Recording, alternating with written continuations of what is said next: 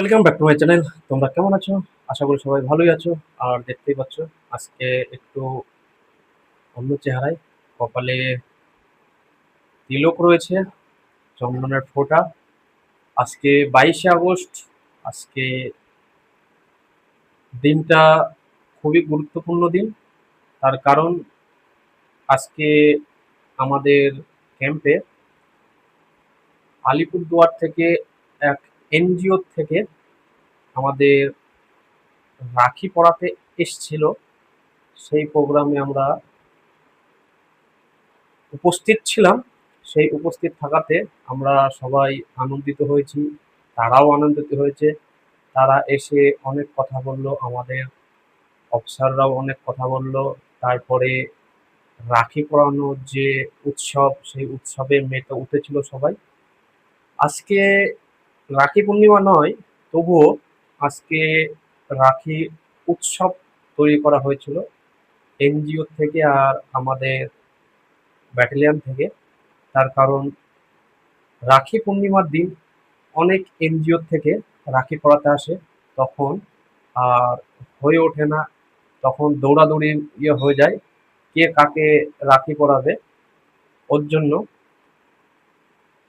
NGO তরফ থেকে আজকে সকালে ফোন করে শুনেছিল যে আমরা আজকে রাখি উৎসব করতে চাই, আপনারা যদি অনুমতি দেন তাহলে আমরা আজকে বিকেল 4টের ওইদিকে রাখি উৎসব আমরা করতে চাই।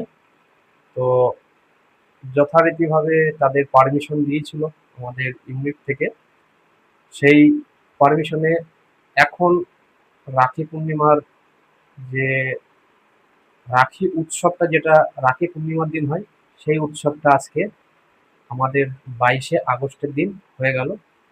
তাদের তরফ থেকে রাখি পরিয়ে গেছে, আমরাও খুব খুশি, তারাও অনেক খুশি যে ক্যাম্পের ভেতরে এসে আমাদেরকে রাখি পরাতে পারবে, পারমিশন দেবে। ওরা খুব খুশি হয়েছে। ওরা আমাদের জন্য যথারীতি যতটা সম্ভব ততটা আয়োজন করেছিল। আর আমাদের তরফ থেকেও যতটা সম্ভব ততটাই আয়োজন করা হয়েছিল। তারা আমাদের আয়োজন দেখে খুব খুশি হয়েছে, আর ওদের আয়োজন দেখেও খুব খুশি হয়েছি আমরা সবাই। তার কারণ ওরা যতটা পেরেছে ততটা সবাইকে খুশি করার চেষ্টা করেছে। আর দেখো, আমি একটা গিফট প্যাকেট দেখাচ্ছি। তারা আমাদের প্রায় আমরা 50 জন এই রাখি পূর্ণিমা উৎসবে আমরা সবাই ওখানে ছিলাম। তাদেরকে সবাইকে এই যে গিফট দিয়েছে, দেখেছো?